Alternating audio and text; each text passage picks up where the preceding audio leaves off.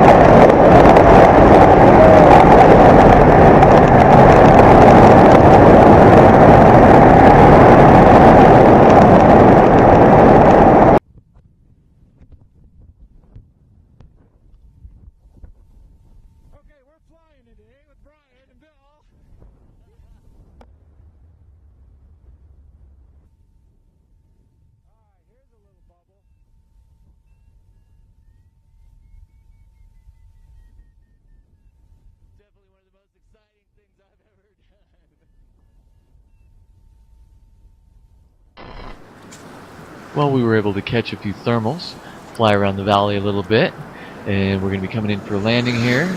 It's moving pretty quick, and just coming right in, and not too bad. Nice and smooth. Better landing than I thought it would be.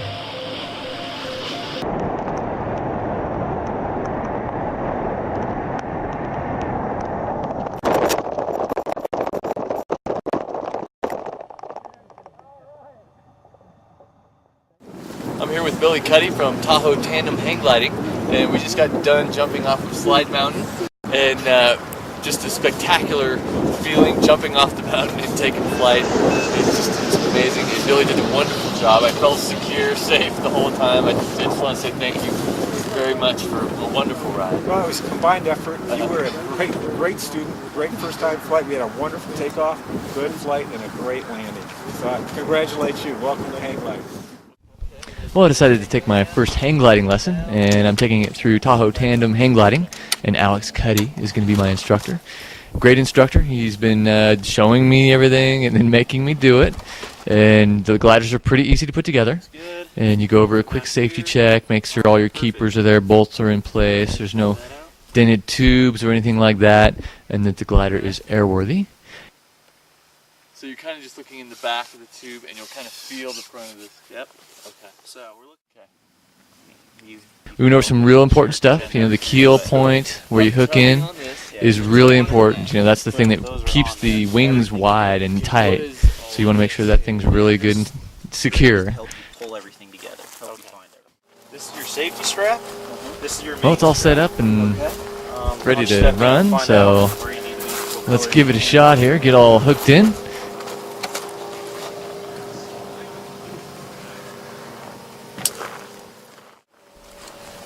And we're up for our first flight. And give a good angle where you're going. And you want the angle of attack. The glider needs to be balanced. And then you take off. You start with a slow run. Work your way into a faster run. And the glider will actually lift up, so you're just basically pushing it. And most of the day was good. You know, we ran for a couple, 3-4 hours without too many incidents, but things happen, you know? So it's great. If you're going to do something like this, make sure and get out, get a lesson, learn how to do it right. Don't do it on your own, because it can be dangerous.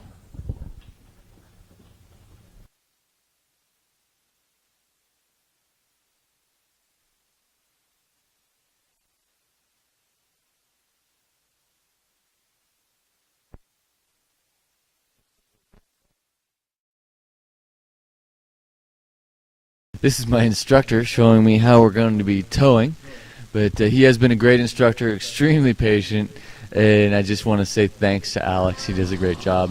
But here's my first flight.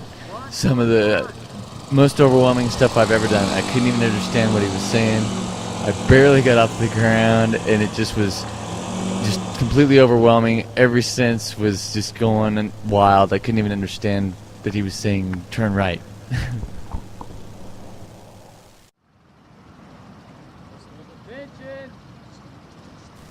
But once we got the first time jitters out of the way, it wasn't so bad. I got some air, got to fly for a good long ways, about 10 feet off the ground, and I could understand my instructor's instructions, and it just was a great experience. Very good. Bump right. Bump right. Clear. Good job. Perfect. And make sure you can yell it high. Yell it so nothing here. Well, it is nice having someone out there learning with you. This is Damien, and he's also going to do a scooter tow, and his wingman is Ren. And Damien's done some altitude flights, so he's got a little bit more experience than I do. You'll notice we're using a scooter, and it has a line that goes out and comes back. And just with throttle control, they can keep you 2 feet off the ground or 100 feet off the ground. It's really a nice controlled way of learning how to fly. Oh, you're putting it right down in the blood Nice. Right on. And when you get a certified USHPA instructor, typically they'll have good stuff like the scooters, and they will know what they're doing, so it'll be a lot safer for you. If you go out there and just get a glider and figure you're going to learn this on your own, it's going to be an extremely dangerous venture for you. Now, I did go and buy a glider of my own, but I am using the Tahoe Tandem hang gliding gliders today. I bent it down tube on mine, and they don't always land gracefully, but it's been fairly safe. But it is nice when you get an instructor. They let you use their equipment, and they cover any damage during the training process. So if you have any questions, you can go to the website iflyhanggliders.com, and you can contact them. They'll tell you anything you want to know about hang gliding. Now, if you are going to go and do something like this, just know what you're getting into. There's dangerous sports out there, and it's all about studying and just paying attention, doing it all right. We're up here on Slide Mountain. Beautiful, sunny, snowy day. Getting ready to launch. Dug out a little launch here, packed down the snow. We got Brian, student, getting training. We'll be flying with this. This is a Falcon Tandem. I'll be launching it, and Brian will be flying the rest of the flight. Getting ready, training for his solo flying. We'll get set up and launched.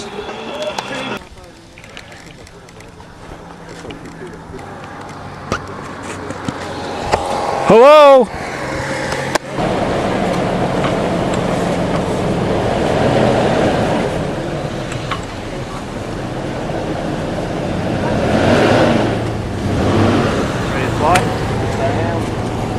Lean. Step, step, step, step, step.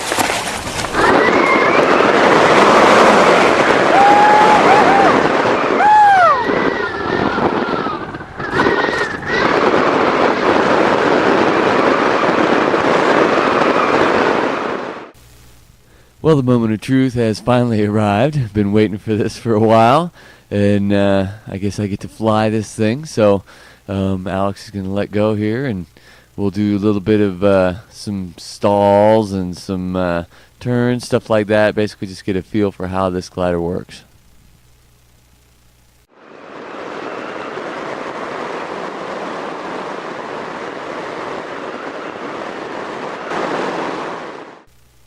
Now it's time to do the stalls, and if you listen to the wind, you can hear the glider slow down, and we'll start to fall a little bit.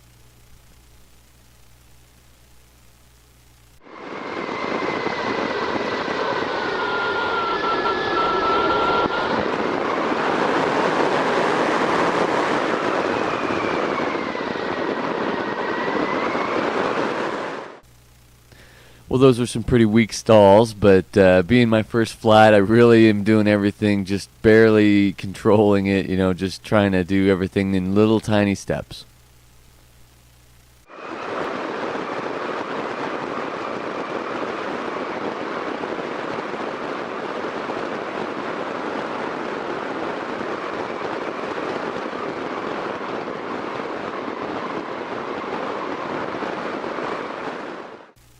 Well, we get to do some 360s here, and it's just about time for Alex to land this thing, so he's going to go ahead and take over.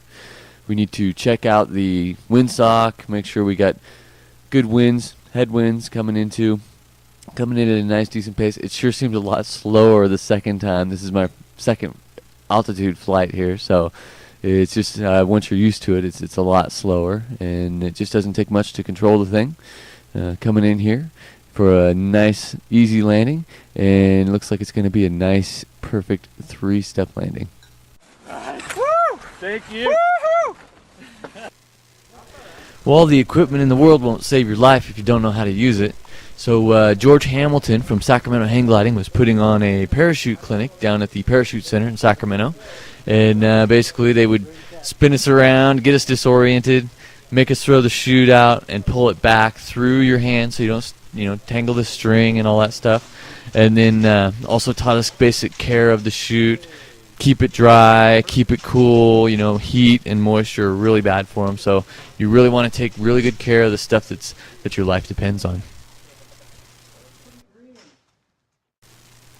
Well, now it's my turn to go for a spin, and that's my way too large and way too pink harness. It just goes to show that you should probably buy stuff locally when you're doing this kind of stuff. You get to try it on, and you really know what you're getting. Hey, look for the handle. Get it out. Throw it. Pull it in. And pull. Keep pulling. Keep pulling. Good job. You finally got something that's not pink. And due to the snow on the ground, we decided to go down to Sacramento and go to Sacramento hang gliding. And George Hamilton let us use his training area and his glider. And it's pretty indicative of most of the people I've met so far in the hang gliding sport, just wanting to help you out and get you flying. Well, now that we've shown George that we know how to flare and land the glider, it's time to go up to the top of the hill. Now, I've been waiting for this moment for a long time, and it sure is nice running off the side of a hill. The scooter's not there. There's nobody else controlling where you're going except for you.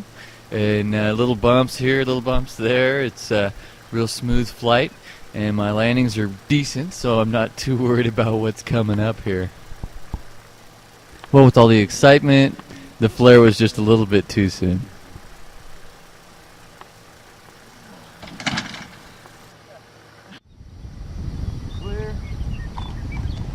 And it was back up to the top of the hill, and off we went.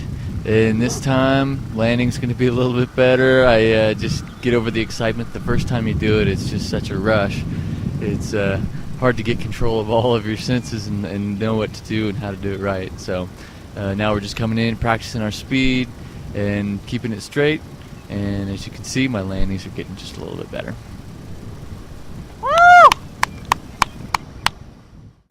I just want to say thanks again to George Hamilton from SacramentoHangGliding.com and to Billy Cuddy and Alex Cuddy from iFlyHanggliders.com. And Alex, I appreciate all the time you spent and bent down tubes, all that good stuff. I can't say thank you enough.